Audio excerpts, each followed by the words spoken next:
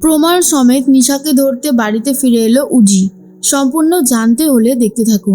গল্পের শুরুতেই দেখা যায় যে উজি কথা বলতে থাকে অফিসার জিৎ বসুর সাথে আর বলে, স্যার, পুরো বিষয়টাই আমার কাছে একটা কৌতূহলী, কিন্তু আমি চেষ্টা করছি কিভাবে এই ডাকাতিটা হলো। তখনই অফিসার বলে, সেখানে আপনি উপস্থিত ছিলেন, তাই আপনার গুরুত্বটা সব থেকে বেশি ছিল। দেখুন, আমাকে কিন্তু আমার ডিপার্টমেন্টের কাছে উত্তর দিতে হবে, আপনি এই জায়গাটাতে জড়িয়ে গেছেন। তখনই অফিসার বিশেষ করে উজি বলে, আপনারা পুলিশরা কিছু করতে পারছেন না, আর আমরা তো চেষ্টা করছি, আমরা তো সাইবার ডিপার্টমেন্ট স্যার। তখন জিৎ বলে, অবশ্যই আমরা চেষ্টা করছি, কিন্তু যেহেতু অ্যাটাকটা আপনার সামনে হয়েছিল আর আমাদের কাছে সবার প্রথমে সাইবার অ্যাটাকটা সম্পর্কে একটা অভিযোগ দায়ের হয়েছিল, সেই জন্যই আপনাদের ওপর চাপটা একটু বেশি আছে, কিন্তু এই কেসটার তদন্ত আপনাকে করতে হবে। এরপরে উজি বলে, আমি তো চেষ্টা করছি, আমি আমার সম্পূর্ণটা দিয়ে চেষ্টা করছি, যেভাবেই হোক না কেন আসল অপরাধীর নাম জানার, কিন্তু একটু সময় তো লাগবে স্যার। এর মধ্যেই উজি বলেছিল, যারা ডাকাতি করতে এসেছিল তাদের মধ্যে একজন মেয়ে ছিল। আর এটা শোনার পরেই অফিসার জিৎ বুঝতে পারে যে এটা কার কাজ হতে পারে। নিশা এই সবের পিছনে থাকলেও থাকতে পারে, এমনটাই ভাবছিল। কিন্তু সেই মুহূর্তেই জিৎ বলে, উজি, আপনি এক কাজ করুন, আপনার দিদির সাথে কথা বলুন, আমাদের বিয়েটা যত তাড়াতাড়ি হয়ে যায় তত তাড়াতাড়ি ভালো।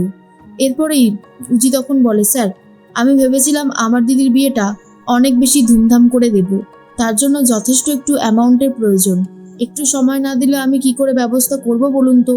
জিৎ তখন বলে, ঠিক আছে, সামাজিক মতে না হয় পরেই হবে, অন্তত রেজিস্ট্রিটা যাতে হয়ে যায়। তখনই উজি বলে, আপনি আমার দিদিকে ভালোবাসেন তো স্যার, নাকি শুধুমাত্র ওকে শোধরানোর জন্যই এই চেষ্টাটা করছেন? তখনই জিৎ বলে, কে বলেছে আমি ভালোবাসি না? ভালোবাসি বলেই ওকে শোধরাতে চাই, যাতে ওকে নিয়ে আমি সারাটা জীবন সুখে শান্তিতে সংসার করতে পারি। কারণ ও যদি একবার অপরাধী দুনিয়াতে আবারও পা রাখে, আর এবার যদি সলিড কোনো প্রমাণ থাকে, তাহলে কিন্তু আপনি বা আমি কেউই আর ওকে বাঁচাতে পারবো না। আশা করছি আমার কথাটা আপনি বুঝতে পেরেছেন। উজি বুঝতে পারে যে জিৎ বসু যে কথাটা বলেছে সেটা ভুল কিছু নয়, সেটা একদম ঠিক। এরপর উজি বলে, ঠিক আছে, আমি আজকেই দিদির সাথে কথা বলে দেখছি কোনো ব্যবস্থা করা যায় কিনা। এরপর দেখা যায় দুর্জয় কথা বলতে থাকে ঐশীর সাথে আর বলে, ঐশী, তোমাকে ডাকলাম তার একটা কারণ আছে। এই দেখো, ভালো করে এই ডকুমেন্টসগুলো পড়ো। তোমার বিজনেসের সমস্ত কিছু এখানে রয়েছে। 3 বছর ধরে তোমার এই গোটা সোনার দোকানের বিজনেস পুরো লসে রান করেছে, তাই তোমার ভাই ঠিক করেছে এই বিজনেসটা আর চালাতে দেবে না তোমাকে দিয়ে। এটা শোনার পরেই ঐশী পুরোপুরি চমকে যায় আর বলে, মেশো, তুমি এসব কি করে জানলে? তখনই মেশো বলে, এসব জানাটা কি আর আমার পক্ষে অসম্ভব কিছু? আমার চোখ কান সব দিকে খোলা আছে। তোমাকে যেহেতু আমি একটু বেশি স্নেহ করি, আমি চাই যে তুমি এইসবের বিরুদ্ধে প্রতিবাদ করো। কেন তোমার সাথে এত বড় অন্যায় করা হবে? এরপরে ঐশী বলে, এটা ঠিক হচ্ছে না, আমার এই বিজনেসটা কিছুতেই আমার কাছ থেকে কেড়ে নিতে পারবে না আমার ভাই। দুর্জয় বলে, সেই জন্যই তো তোমাকে ডেকে পাঠালাম। এখন বাড়িতে গিয়ে ভালো করে সবার সাথে কথা বলো, যাতে তোমাকে এই বিজনেস থেকে কোনোভাবে সরিয়ে না দেয়। ঐশী তো তাড়াহুড়ো করে বেরিয়ে যায়। দুর্জয় তখন বলে, তোমাদের ব্যানার্জি পরিবারকে আমি ভেঙে টুকরো টুকরো করে দেব, কারোর মনে কোনো শান্তি থাকবে না, থাকবে শুধু বদলা। এরপরে ঐশী ভাবে অনেক বড় একটা বিপদ আসতে চলেছে। এদিকে উজি চলে গেছে নিশার বাড়িতে। তখনই নিশা বলে, কিরে উজি, তুই হঠাৎ করে কিছু না বলে কয়ে? উজি বলে, কেন, আমি কি আসতে পারি না আমার দিদির কাছে? তখন নিশা বলে, অবশ্যই পারিস, হঠাৎ করে আসলি তো তার জন্যই। নিশা বুঝতে পারে তো ওকে যখন জিজ্ঞেস করেছিলাম তোর কাজবাজের অবস্থা কেমন আছে, ওটা নিয়েই কি তবে সন্দেহটা করছে। ইস, আমার ওইভাবে জিজ্ঞাসা করাটা একদমই উচিত কাজ হয়নি। উজি বলে, ভাবলাম আজকে আমি তোর বাড়িতেই থাকবো, আমি ঋষিদেরকে বলে এসেছি, আর কোনো সমস্যা হবে না।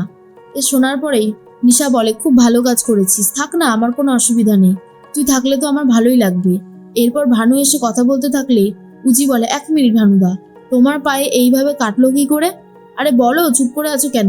তখন ভানু বলে, আরে কেটে চড়ে গেছে কোথাও একটু, বলে ম্যানেজ করে তাড়াতাড়ি করে বেরিয়ে যায়।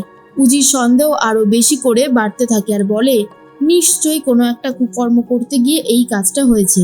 এর মাঝখানেই ঋষির সাথে কথা বলতে থাকে ঐশী আর বলে, তুই আমার বিজনেসটা বন্ধ করে দেওয়ার মতন দুঃসাহস দেখিয়েছিস ভাই, এটা কি আদৌ ঠিক হচ্ছে?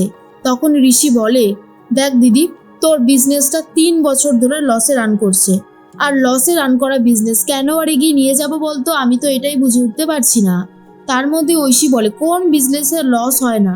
সমস্ত বিজনেসে লস হয়, আবারও আমি ঠিক উঠে দাঁড়াতে পারবো, শুধুমাত্র একটু সময় লাগবে। কিন্তু তাই বলে বিজনেস বন্ধ করে দিবি তুই?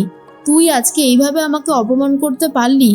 ঋষি বলে, আমি তোকে কোনো অপমান করিনি, আমি শুধু এইটুকুই চাই যে তুই যাতে ভালো একটা বিজনেস করতে পারিস। এই বিজনেসে তো তুই অলরেডি অনেকটা লসকে বসে আছিস। কিন্তু কিছুই আর বলতে চায় না ঐশী। অন্যদিকে দেখা যায় উজি দিদির সাথে কথা বলে দিদি চুল বেঁধে দেয়, দিদিকে হ্যাপি রাখার চেষ্টা করে যাতে সেই সুযোগে ঘরের মধ্যে তদন্তটা করতে পারে উজি। নিশা তখন বলে, কি শুরু করেছিস বলতো আজকে এসে? কি হয়েছেটা কি তোর? তখনই উজি বলে, আরে আমার কি হবে, কিছুই হয়নি, আমার শুধু ছোটবেলাকার কথাগুলো মনে পড়ে যাচ্ছে, আমরা কত সুন্দর থাকতাম বলতো। সত্যি সময় সবকিছু কেড়ে নেয় বল, আর কিছুই থাকে না। নিশা তখন বলে, তুই এসব নিয়ে ভাবিস না, রান্নাটা বসাতে হবে। নিশা রান্না করতে থাকে আর ভানুকে বলে, শোন ভানু, এখানে এই টাকাগুলোর ব্যবস্থা কোনোভাবেই করা যাবে না। তখন ভানু বলে, এই জন্য তো তোকে আমি বলেছিলাম টাকাগুলো বাড়িতে রাখিস না নিশা, উজির সন্দেহ হয়েছে বলেই কিন্তু ও বাড়িতে এসেছে, কি করবি এখন? নিশা বলে, তুই যেভাবেই পারিস না কেন টাকাগুলো এখান থেকে সরিয়ে নিয়ে যা। ভানু বলে, বেশ, আমি দেখছি কতদূর কি করা যায়। এরপরেই উজি গন্ধ পায় আর বলে, আরে পুড়ে টুড়ে যাচ্ছে নাকি তরকারি? এসে দেখে রান্নাটা বসিয়ে দিয়ে নিশা কোথাও একটা চলে গেছে। উজি তখন তরকারিটা দেখতে থাকে আর ভাবে, জানি না কেন মনে হচ্ছে দিদি এই ডাকাতিটার পেছনে রয়েছে। অন্যদিকে ঐশী ঘরের দরজা বন্ধ করে আইসক্রিম খেতে থাকে আর নাটক করতে শুরু করে যে সে নিজেকে শেষ করে দেবে, আর বলে, আমার সাথে এত বড় অন্যায় করতে পারলো ভাই? তখনই ঋষির বাবা বলে, আরে ঐশী, একটা কথা বলা হয়েছে, ভেবেচিন্তে ডিসিশন নেওয়া হবে। তুই কেন আবার এইসব ছেলে মানুষগুলো করছিস? আমি বুঝতে পারছি না, করিস না, বেরিয়ে আয় বলছি।